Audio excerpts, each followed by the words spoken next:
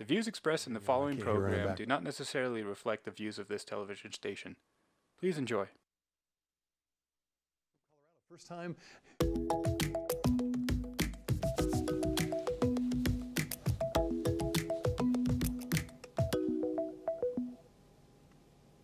Welcome to the Impact and Influence Show. I'm your host, Rob Harder. This show is all about people and organizations that are really making a difference in their community, whether it be their school, their nonprofit, their business, or even their family.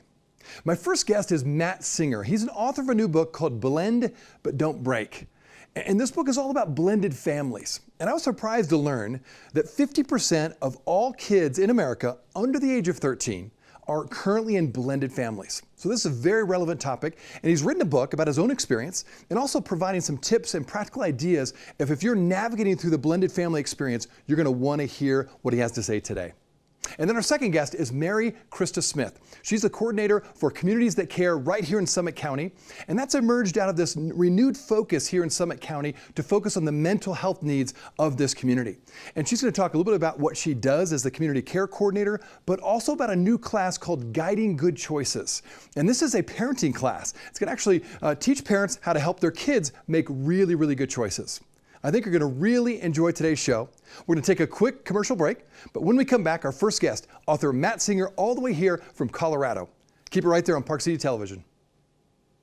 All right.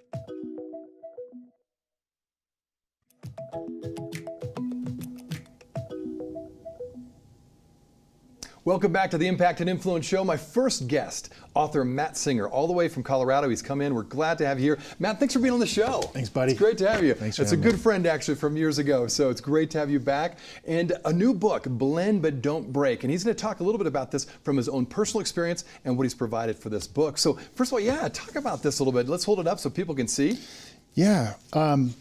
So I'm a product of multiple blended families growing up. Yeah. And about 4 years ago, moved into a home with my girlfriend at the time and my 3 kids, and she had not had any children. Mm-hmm. So I was diving into a blended family without really realizing, okay, we just had tons of optimism and enthusiasm about our relationship, and so we just kind of dove in, and that's what got this whole ball rolling. Got it. Now, I shared at the early, on the outset, if you will, that 50% of children under the age of 13 are actually a part of a blended family, which is a much higher rate than I initially thought. So this is a very relevant topic. And then I love the title of your book. It says Bend But Don't Break, and it kind of is a nod to American football. You're a football player, and those who are football players or my viewers will understand that term. But talk about that, like how do you apply that to marriages and to blended families?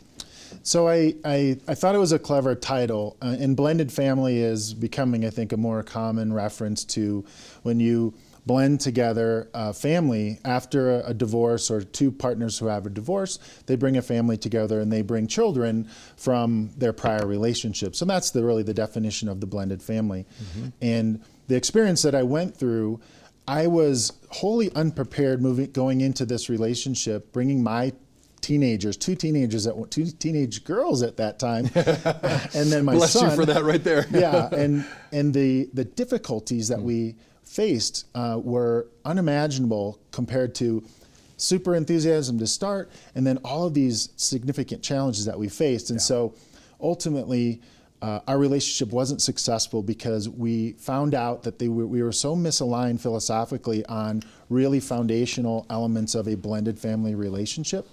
And I felt like we had a lot of will to try to make it work, but there were just some breakdowns in our skill set that ultimately we broke. We didn't blend. Mm-hmm. So that's kind of how I came up with the title. So it really did come out of personal experience. And it's interesting, people may know also that the stats are that about 60 to 70% of second marriages actually end in divorce. So the stakes are pretty high, and it's very difficult to really make it through that next level. So what do you provide in this book to really give people hope to overcome those stats?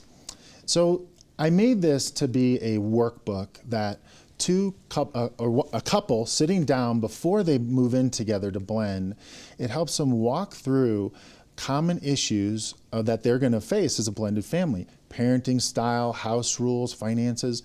So it really helps you facilitate conversation before you get into those really emotional, intense circumstances when you're already living together and you face that first backlash from a teenager, or somebody violates the curfew, things that we all know are going to happen. But when two partners aren't that aligned philosophically on what to do, then the clash becomes significant and it starts to really challenge the relationship. Well, you talk about that in the book, as I understand it, of coming up with some common values. There's like some common guardrails that you have to agree on. So maybe talk about that. Give us a little sneak peek about what you provide in the book. Yeah, so my the foundational premise of the book is, if you can philosophically align on these core issues or identify how misaligned you are, then you identify what skills do we need to really develop and sharpen to be able to make the relationship successful. And then it allows you to assess what kind of will or intention are you willing to put in to make it successful. And I use basketball, which you're a fond spectator of. I use basketball as a reference in here. Relationship skills are like basketball skills in a sense that you really do have to invest. You have to practice. You have to learn, because we're not all inherently great at communication, at dealing with adversity, at dealing with conflict, at showing empathy, being adaptable. These are all the skills that are required to make a successful relationship. So this really helps you assess where are you with those skills, and then declare to your partner how you are willing to invest to develop those and improve those. That's fantastic. Well, again, you're coming out of your own experience. It's very practical, it sounds like. The odds, again, are not great, right, that these marriages and these blended families come together well. What do you provide in terms of hope for families? Like, what kind of things are you giving to people that read your book? Well, from my firsthand experience, I knew that not communicating about these important topics ahead of time left me unprepared for dealing with those situations. So what this book does is it really, in such a practical, simple way, allows two partners to get together and talk through these really foundational, fundamental things. So if we have time, we'll practice one Let's of give it those a shot, things. you bet. So this allows what we're in the finance section. So we're just going to talking about what are your beliefs about finance and my beliefs. So my preference for how finances are managed, and this is a checkbox kind of thing. Option A, I control the finances. B, strict, but I'm willing to compromise on a few things. C, 50-50 decision making, so kind of extreme, we're working our way up. C, loose budget, decide as we go. D, we share decisions, don't need too much structure. So finances are one of the common topics that people can be contentious in any relationship. So by declaring, checking it off, you're like, signifying, here's where I stand on it. And then the other person's like, well, I don't budget at all. And one's like, strict, we go by the book. Now you know you've got a philosophical gap. Now what are you going to do to close it? Rather than finding 2 months into moving in, oh my gosh, we completely are not on the same page with this. So that's the kind of practical approach that I bring to it. Love it. Well, I love the practicality of it. We've talked before about there's a lot of good books out there that are maybe lean towards the academic side, which is super helpful to have an overall framework, for some of these issues. But when it comes down to actual working through a relationship, you need practical steps and practical tips. So as people read this, is there one other example that you can share about what something they can learn and really apply today into their blended family? I'm thinking about my viewers that are watching this show. Maybe they're in a blended family right now, or maybe they're kind of contemplating that potential that you mentioned earlier. What kind of thing can you offer today that could really help them right now? So my girlfriend and I, Tammy, are actually contemplating moving in. So we are living and breathing the workbook. Wow. And on a recent road trip, we went and we worked through this. We were talking simple. She's sitting there checking things off as we go. So we talk about parenting style, curfew, bedtime, use of electronics. We talk about finances, house rules. There's a number of these just really practical topics that can be intensely emotional. So that's really that's what I bring to it and then I'm living it myself. I'm going through it as we work through it. Excellent. Okay, so if my viewers are watching this, they want to find out a little bit more about you, about your book, where would you send them? So I have a website, blendbutdon'tbreak.com. My book's available on Amazon. I have a LinkedIn page, a Facebook page for Blend But Don't Break.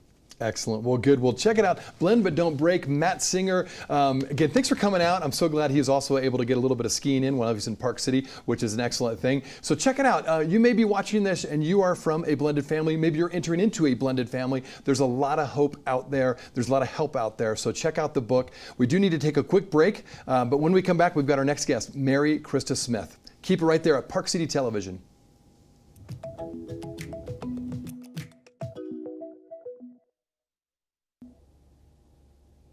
Welcome back to the Influence and Impact Show, and we've got our guest, Mary Christa Smith. She is the coordinator for communities that care right here in Summit County. We've had some other guests on this show before, Erin Newman, for example, that she works with very closely. But Mary, first of all, just thank you for coming on the show. Really glad you're here. Me. I'm grateful. Likewise, yeah, you do a lot of good work, and I thought we've got to get you on the show to talk a little bit about, first of all, what you do, and then she's also got this parenting class she's starting, Guiding Good Choices. I definitely wanted to make sure that is on the show. So first of all, maybe talk about communities that care. What prompted the beginning of getting that put together, and why is Summit County putting so much emphasis, hiring people, putting a lot of resources towards addressing mental health needs? Well, to begin, Communities That Care is a model that has been championed by people in the community for a very long time. Our former superintendent, as well as Kathy Day from Valley Behavioral Health, have all been interested in bringing this model to the community because it's been proven to be effective in reducing substance use and depression in kids. And it's because it takes a community-wide coalition building approach, knowing that no one agency or organization can do it alone, but it really takes all of us to do it together. So I give a lot of credit to the Community Foundation, to the Summit County Health Department, and to Park City School District for being the drivers behind bringing this program to the community. Fantastic. Well, I know that once Summit County decided to do this, they actually did a county-wide mental health needs assessment to kind of figure out, okay, what are the current needs and what are the current providers and services, and what's the gap between those two? Maybe talk a little bit about what they found and how did that process work?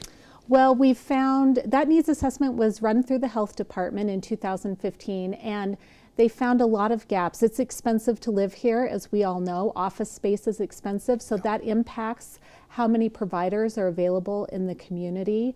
We don't have a detox center, so detox by default happens at the jail, or someone has to go to Salt Lake City for those kinds of services or long-term treatment.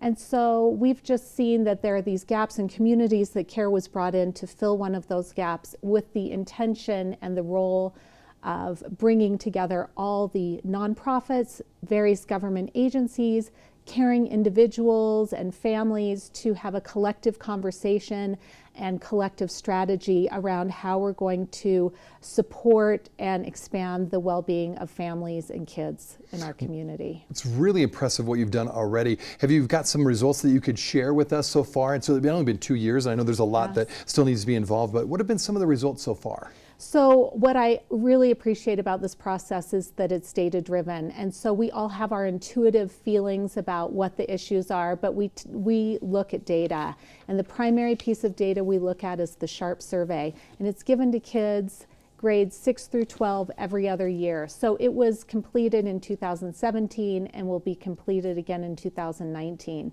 And we use that data along with school district data and other public data as a collective to say, these are our priorities, this is our North Star, these are the issues that we're here to tackle. And we've selected 3 unanimously as a coalition. Perceived risk of substance use, depressive symptoms, and parental attitudes favorable towards substance use and antisocial behavior. So from what the kids are telling us that is happening and that they're experiencing, we look at that data, we look at what's common across Summit County, not just Park City, and that's how we select those priorities for focus. And then we say, what's happening in the community that's filling those gaps or filling those needs and addressing those problems, and then are there gaps and how can we fill them? And that's where the Guiding Good Choices program comes in, because we could see there's along with our priorities, a need in the community for greater resources for parents, to empower them within their families, to be able to meet the challenges of their child transitioning from elementary school into middle school and from middle school into high school. Those are big transitions, and really it tends to be at those points where substance use comes to the surface. And so we want to empower families ahead of time so that they're having those conversations and setting those standards and expectations before the kids find themselves confronted with the peer pressure. I love that. And what that is, I'm glad you kind of segued into that, because one of the exciting parts of what we're doing as a county is we're figuring out what these gaps are, and we're coming up with programs to address them, or maybe even services to address them. So guiding good choices, as you mentioned, there was a need for parenting and training parents how to help their kids make good choices. So talk about this class. What is it about? Who is it for? Give us a little bit more of a snapshot of what this is all about. I have to say, Rob, I love this class. I went through the training myself, and I have a 10-year-old son. And it's So you're like, I need this. This is practical. I need it, and I'm so grateful for it and the Excellent. timing of it, because it's simple. It's kind of meat and potatoes, simple, easy to adopt within your family, and it's common sense. The first module teaches parents about the risk of substance use on the developing brain. So what's the big deal with my child having a glass of wine here or there? And we know that if kids are exposed to alcohol before the age of 15, they have a 47% chance of being alcohol dependent later in life. Wow. If they wait until they're 21, they have somewhere around a 3% chance. So huge waiting difference. makes Huge a difference. huge difference. And we want parents to have that information and to understand that as the prefrontal cortex is being developed in the adolescent brain, higher executive functioning, when substances are introduced, it hardwires it into the prefrontal cortex, whereas most of that brain development has tapered off by 25, and so the impacts are very different for an adult than for a teen. And we want parents to have that information, so as they're setting standards and expectations within their family, it's based on real data and information and science.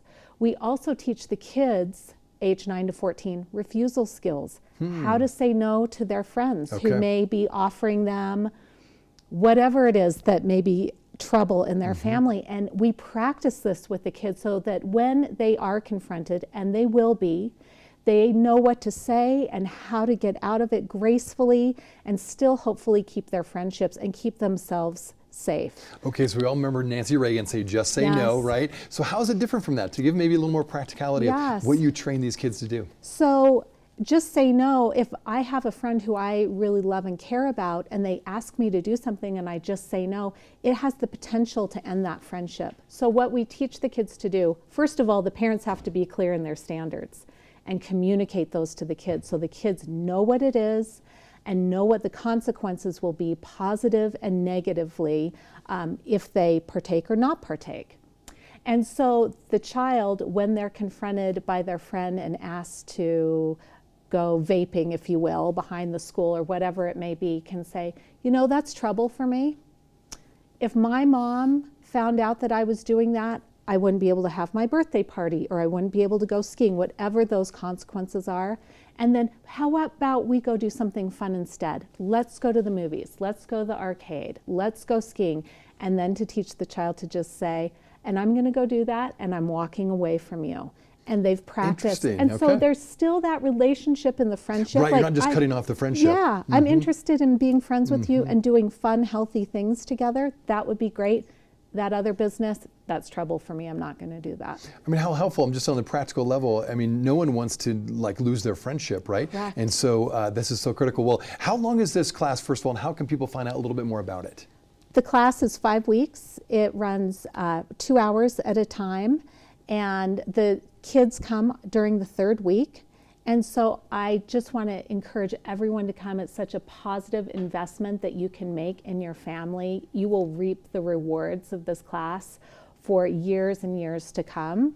And we have a number of different classes being held in the community, and you can find out about it at summitcountyhealth.org/goodchoices. And there you will see the links to sign up for the various classes, one of them being held at the Christian Center, which so far is our most popular class to date. We're practically full in our registration at the Christian Center. Fantastic, well, good. Well, again, find out a little bit more information. Thank you, Mary, for what you're doing. It's so important. And so I encourage you, if you're watching this show, check it out. Go to Summit County. You can look up Mary Christa Smith as well, and Guiding Good Choices. Let's help make sure all parents, can really empower their kids to make those good choices. It's important for our entire community. So keep up the great work. We do have to take a quick break. When we come back, we'll close out the show.